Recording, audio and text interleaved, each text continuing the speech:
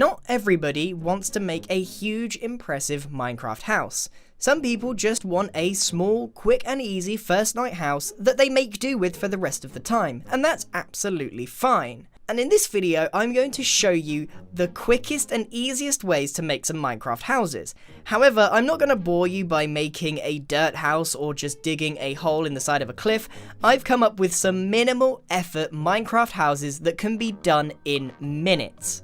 So, let's get into it. So the first one that I want to show you is a dark oak forest house, and this is the giant mushroom that you can find. We're going to be doing this in survival, and all you need to do is knock out one part of the mushroom, add a floor, which you can get wood for in the surroundings, add a door, and that is literally it. It is one of the fastest houses you can make, and extend it by bone mealing a few red mushrooms either side of it, and then add another floor in, knock through one of the walls, and you've got yourself a very quick and easy house. It took only 2 to 3 minutes to make this entire house, and I barely had to do anything for it.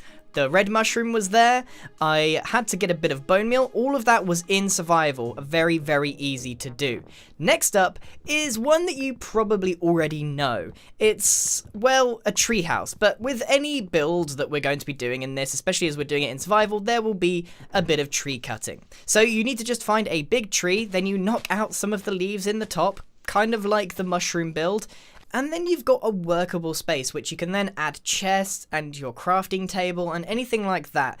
It actually only took me about 1.5 minutes to make this from scratch, and all I started with was a stone axe to collect some logs. So if you want to make a quick house without making a dirt house, maybe this is the way to go, and there's always room to expand this one as well. The next house is probably the one that's going to take up the majority of this video because it involves transforming a desert temple. As you can see, most of the build is already done, with a little bit of lighting up, and of course we need to go down underneath and raid this thing. So you just dig down, make sure you don't blow it up. In fact, you can take all the free TNT and all of the free goodies, including the chests themselves. Don't forget to take those because that saves you a lot of wood as well. All of those things will help set you up for the rest of the build.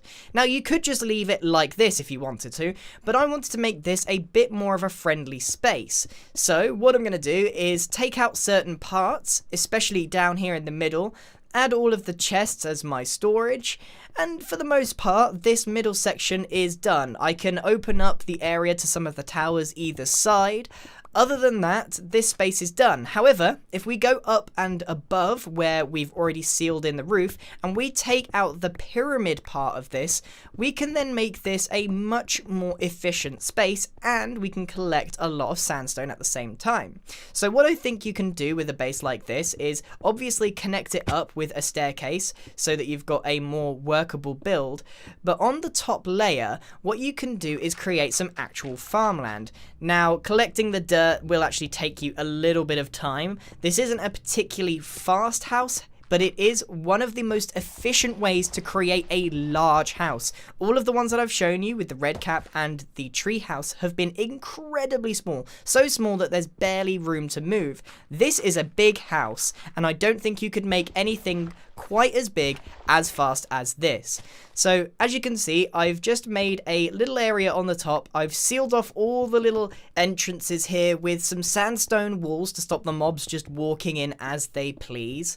And that gives me a pretty safe space up here on the balcony. I found a little bit of grass, and using the bones from the chests from underneath all of the loot, I was able to get a fair amount of seeds. Then, quickly digging a mine underneath, I was able to get some cobblestone and some other various materials that are necessary. All of this seems like it would take a long time, but honestly it didn't, and I'll tell you how long this took at the end. But then I was able to make my stone hoe, start farming a little bit. I was able to plant a sapling so that I could get some trees and some logs, all of your various things. I even then took some time to decorate the front of this, seeing as I wanted to make this a bit better. All of that ended up with a farm, a tree farm, and a fully solid house. But you can take this one step further, of course, by making this into an actual mansion. All you would have to do is add a bit of a roof on the top, connect it all up, And this could end up being a really, really quick mansion. I mean, look at that. That doesn't look half bad, and I barely built any of it at all. Next up, we're going to go into one of the rarest biomes, the Ice Spike biome. And we're going to make a house in one of the large spikes.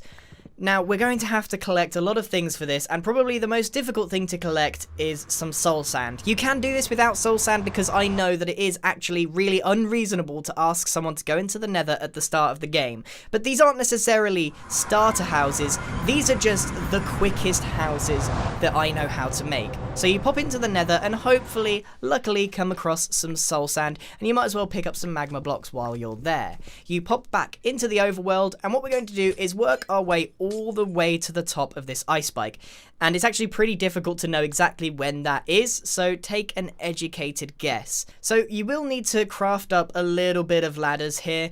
As with most of these, you do need some resource collection.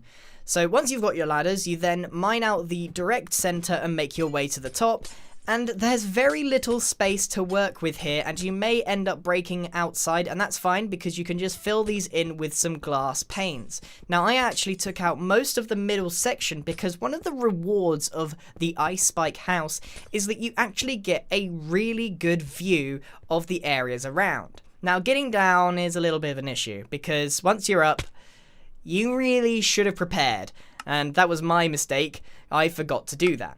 So what you can do is add just a little bit of water around the bottom, because what we're going to do is actually make a water bubble elevator upwards, which is why we collected the soul sand. So you need to then remove all of those ladders, which I guess you could use as fuel later, and then we add our little cushion here to fall in from the top. Very simple to do, just one bucket of water. Then you need to get some sea kelp, which is really easy to get as well. It might seem like this takes ages, just one pop into the sea, smash some, and you get them, like lots of them. So really easy to acquire. Once you got them, you make your way all the way to the top of that water pillar. You jump down into your now safe location, which you have prepared.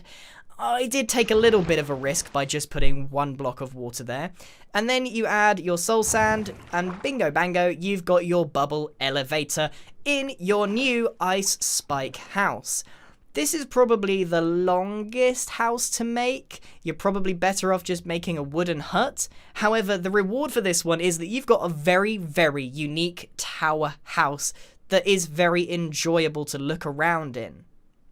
The next house is the singular easiest house, and all you need is a sign.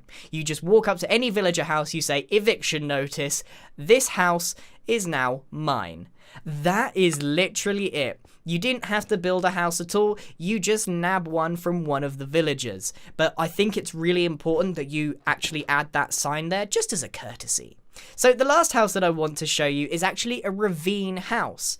Now, the reason that this is very effective is because some ravines can be very big. Now, the ones that I've showed you so far, all of the other quick houses, have been relatively small. Think about the Ice Spike and the Mushroom. They've got a 3x3 space. Well, the ravine changes that. This takes out a huge portion of building in general. And all you got to do is gather a lot of wood, make your way somewhat down the ravine, it's up to you how far, and then start bridging the gap between them with some oak planks or whatever wood that you happen to get, or any materials at all.